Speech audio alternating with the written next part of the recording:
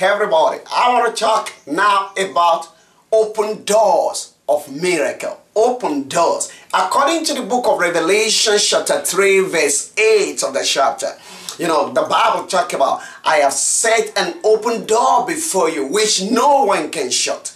You know, brethren, you that are listening to this, or maybe you just view this wherever you are, there are some situations in life that it might seem the door is shut against somebody. For miracle, it's like door closed. It's like there's no connection that is giving blessings or lifting to you. It's like you don't understand the situation.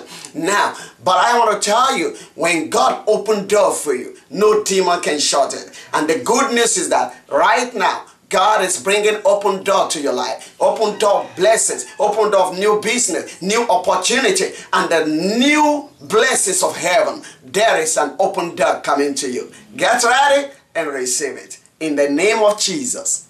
Amen.